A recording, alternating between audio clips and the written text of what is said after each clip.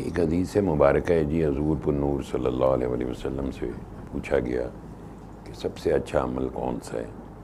آپ نے فرمایا جو تم تسلسل سے کر سکو، چاہے وہ چھوٹا ہو۔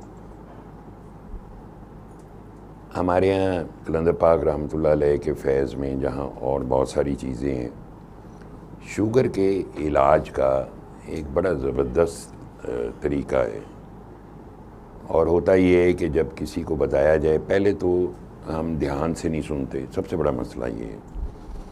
پھر ہم 2-4 دن عمل کیا، بھول گئے تھے تو یہ ہو گیا، شوگر ٹھیک نہیں ہے۔ آپ کو ایک تسلسل سے توجہ سے کرنا پڑے گا۔ اب طریقہ بہت سادہ ہے کہ صبح ناشتے سے پہلے یعنی ناشتہ جب شروع کرنے لگیں، دوپہر کا کھانا ہو یا رات کا کھانا ہو، پہلے 3 نوالے اس طرح کھائیں۔ اب لوگ شاید یہ سوچیں کہ جی میں تو دلیا کھاتا ہوں، میں تو سلائس کھاتا ہوں، یا میں کوئی اور ایسی چمچ سے چیز کھاتا ہوں، تو کوئی پریشانی کی ضرورت نہیں ہے۔ آپ دلیے کا چمچ لے لیں، آپ سلائس بنا لیں، آپ پراٹھا کھاتے ہیں وہ لے لیں، اور لے کے ایک لمحے کے لیے آنکھ بند کریں۔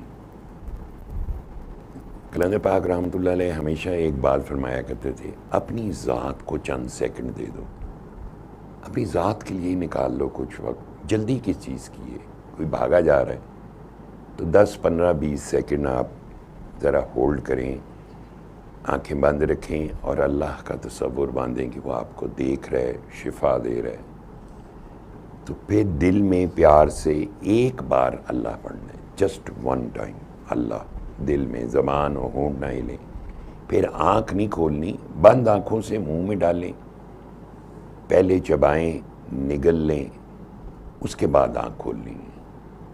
اس کے بعد دوسرا نوالا، وہ بھی ایسے ہی کرنا ہے، بنایا چاہے چمچ میں، آنکھیں بند کر لیں، فوکس کریں۔ ہماری زندگیوں کی جو نجات اور بقا اور سلامتی اور صحت کا دار و مدار اللہ کی ذات کے کرم میں پوشیدہ ہے، چونکہ صحت اور شفا صرف اللہ کی ذات دیتی ہے۔ دوائیاں تو ہم کھا لیتے ہیں، وہ تو سبب ہے۔ تو پھر آنکھیں بند کر کے پھر تھوڑا سا فوکس کر لیں، پیار سے، محبت سے، پھر دل میں ایک بار اللہ پڑھیں، اور پھر بند آنکھوں سے ڈالیں، منہ میں چبائیں، نگل لیں، پھر آنکھ کھولیں، پھر تیسرا نوالا۔ یہ 3 نوالے کھانے ناشتے سے پہلے، دوپہر کھانے کے شروع کیا ہے تو پہلے 3 نوالے ایسے کھانے، رات کھانے سے پہلے، اور اس کو ایک کنٹینیوس عمل کے طور پر کریں۔ پھر آپ دیکھیں کیا ہوتا ہے۔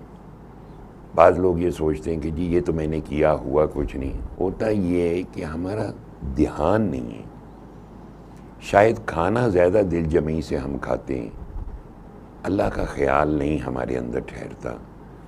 مشکل ہوتا ہے، مجھے اندازہ ہے وہ کہ اگر آپ اللہ کا تصور باندھتے ہیں تو آپ کعبے کا تصور کر لیں، تو آپ کر لیں اس طرح، لیکن تھوڑا سا اپنے آپ کو ٹائم دیں، تھوڑا سا سانس کو نارمل پہلے کر لیں، اور اس دل کی دھڑکن سے ایک بار اللہ پڑھنا ہوتا ہے ہر نوالے سے پہلے۔ پھر آپ دیکھیں کہ 7 دن 10 دن میں شوگر چیک کریں، اگر شوگر گر رہی ہے تو اس کے حساب سے اپنی دوائی ایڈجسٹ کر لیں، اور اس کو یہ نہ کیجیے گا کہ بس کھا رہا ہوں تو چھوڑ دوں تو پھر شوگر ڈراپ ہو گئی۔ آپ کے جتنے جسمانی اعضاء ہیں وجود جو نظر نہیں آتے، جن میں دل ہے، جس میں لنگز ہیں، جس میں کڈنیز ہیں، جس میں لیور ہے، جو میل فنکشننگ کا شکار ہوتے ہیں، اس طریقہ عمل سے وہ اعضاء محفوظ رہیں گے۔ باقی آپ دوائی تو کھا ہی رہے ہیں، تو دوائی کھائیں اور صحت مند رہیں۔ باقی یہ کہ میں نے شوگر کے مریضوں کو دیکھا ہے 90 سال کی عمر تک جیتے ہیں، صرف انہوں نے اپنے آپ کو کنٹرول کیا، کوئی اللہ پہ توجہ دی۔ میں بہت سارے ایسے لوگوں کو جانتا ہوں جنہوں نے یہ طریقہ اپنایا، اس پہ تسلسل قائم رکھا، اور ان کی ہر چیز کنٹرول میں، وجود کے اندر کے اعضاء بھی کنٹرول میں۔